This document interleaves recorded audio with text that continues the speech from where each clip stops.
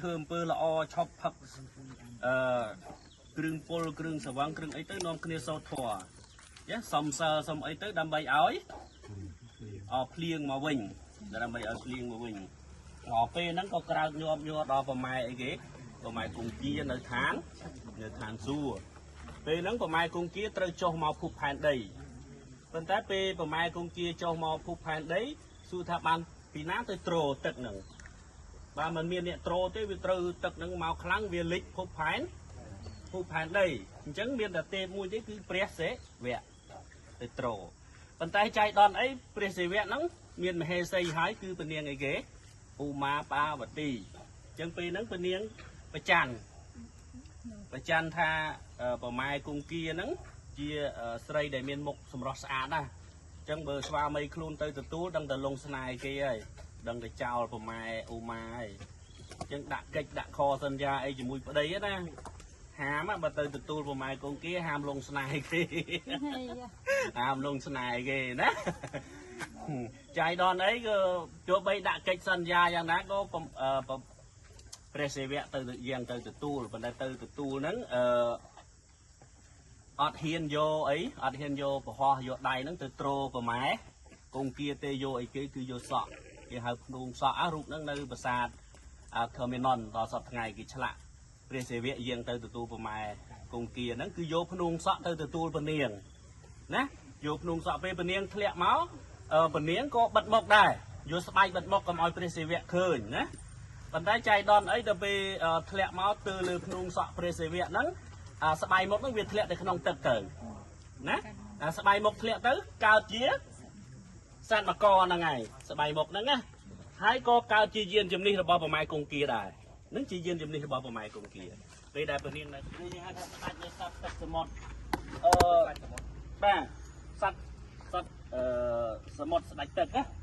ហើយសត្វមកនេះនៅក្នុងទេវកថារបស់ហិណ្ឌូគឺជាសត្វមួយដែលកើតចេញពីសក់ស្បៃមុខរបស់ប្រម៉ែគង្គាប្រម៉ែទឹកដូចនៅទន្លេគង្គានៅឥណ្ឌាហ៎បាទហ្នឹងហើយយើងមើលភ្នែកទៅដូចស្វាប៉ុន្តែពុំមានប្រម៉ោយដូចដំរីប៉ុន្តែធ្មេញមានមាត់អីដូចក្រពើណាដូចសត្វក្រពើហើយមានខ្លួនមានកន្ទុយមានអីប៉ុន្តែនេះគេធ្វើតែក្បាលទេហើយគឺតំណាងឲ្យខែទី1នៃខែយើងគឺខែមករាហើយយើងចែកនៅក្នុង Google អក្សរអង់គ្លេសវាយទៅមករាចេញហើយប៉ុន្តែមករាហ្នឹងវាជាប្រភេទខ្មែរប្រភេទរចនាបថឬយើងហៅថា style ខ្មែរបាទតើនេះជាអ្វី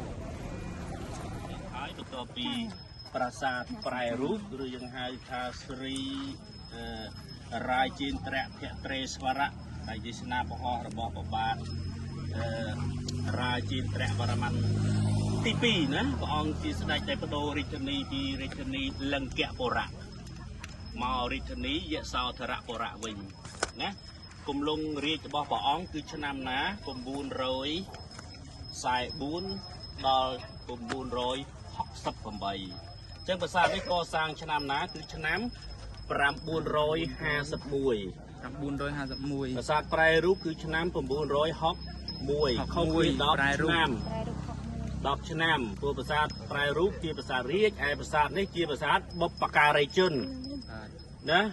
មានមេត្តាបិតាជាដូនជាតាញាតិកាប្រពីសន្តានជាទូតជាលូតជាលាណានឹងទាំងអស់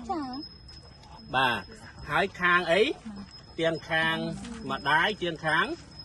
មេត្តាឬក៏ខាងបិតាបាទអញ្ចឹងមានតម្រង់ស្តៀងគ្នាទៅនឹងប្រាសាទប្រែរូបដែរហើយប្រាសាទនេះក៏មានតម្កល់សិវលិង្គនៅប្រាង្គកណ្ដាលបាទដើម្បីឧទ្ទិសថ្វាយដល់ព្រះសិវៈសិវលិង្គហ្នឹងមានឈ្មោះថារាជាន្ទ្រេស្វរៈគឺភ្ជាប់ពនាមព្រះអង្គទៅនឹងពនាមរបស់សិវលិង្គណាហ្នឹងហើយរាជាន្ទ្រេស្វរៈនេះក៏ជាឈ្មោះដើមនៃប្រាសាទមេបុណ្យខាងកើតដូចគ្នាប្រាសាទមេបុណ្យខាងកើតនេះគឺជាប្រាសាទកោះសពនិមិត្តដូចគ្នាយើងមើលចេះអត់ដឹងទេ ពីមុនគឺមានទឹកពាត់ជុំវិញមានខ្នងបារាយណាបារាយនោះមានឈ្មោះថាបារាយយៈសោថារាតាតកៈយៈសោថារាតាតកៈគឺបារាយនឹងជីកដោយប្របាទយៈសោវរ្ម័នណាបាទនៅជុំវិញហ្នឹងបាទយៈសោវរ្ម័ននេះយើងដំរីនេះគឺមានការជួសជុលប្រម៉ោយតែមានដំរីមួយទេដែលអត់ជួសជុលឲ្យនៅ original នៅ zin បាទលុយពិត នៅជ្រុង រូបពិត បាទនេះយើងឃើញដែរយើងឃើញចូលបង្ហូរទឹកឯងឃើញក្បាលសម្បកនេះនៅសល់បន្តិចនេះពេលភ្លៀងមកគឺខ្ជាក់ទឹកចេញមកតាមមាត់ណាអស្ចារ្យមែនទែន